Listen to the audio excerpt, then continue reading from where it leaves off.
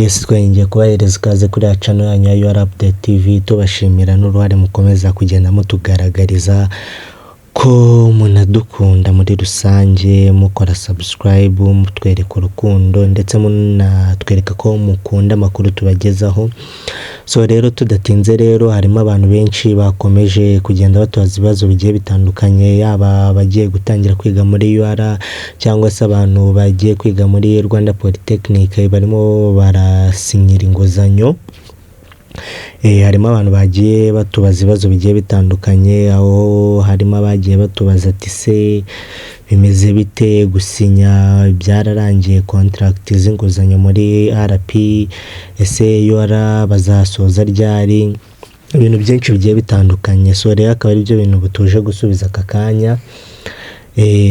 Tuhereye kuri University of Rwanda nuko application izarangira ejo rwose, umuntu utarayikora yaba yihuse, ndetse namwe mwabikoze ariko mukongera mugacekinga mukareba ko nta makosa mwakozemo mbere yuko application irangira, kuko irangiye biragorana kubikosora. So rero application muri University of Rwanda izarangira ejo ku itariki 16, naho muri heke ho baracyarimo barasinya inguzanyo. Gusa harimo abantu bagiye batoza ibibazo bigiye bitandukanye, ati se bimeze bite, ati gusinya ngo bisaba ngo kuba ufite konti ya banki ngo kugira bikunde, ariko turajya tubabwire ko ibyo ngibyo si ngombwa cyane kuko niyo waba ufite nimero ya telefone yonyine irahagije, kuko ntago ari ngombwa nyine banki, si ngombwa banki. Yego nayo ifite byari byiza wayishyiraho urimo urasinya nawe amafaranga yawe yajya aca ubaye uramutse wemerewe,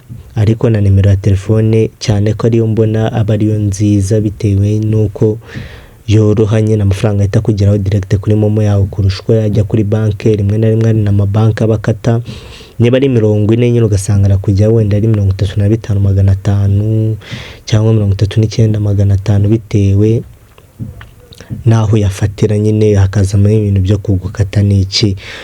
Ariko kuri telefone akugeraho yuzuye, numva ari byo byanaba byiza kurushaho, kuko ni experience y'abantu nkatwe dusanzwe twiga tuzi ko bikora. Ubwo urumva rero ndi kumva aricyo cyaba cyiza ku bantu mwe mwatubajije ahantu mwayafatira, cyangwa se niba ari ngombwa banki. Si ngombwa banki, ahubwo na nimero ya telefone irahagije. So rero abantu mwakomeje kutubaza ibibazo bigiye bitandukanye, ndi kumva ari ibyo ngibyo bari batubajije, ariko niba hari n'ibindi mufite watwandikira muri comment tugahita tubasubiza direct. Murakoze cyane, mukomeze mugire ibihe byiza, kandi wibuke gukora subscribe niba utarayikora kugira ujye ubona andi makuru ku gihe.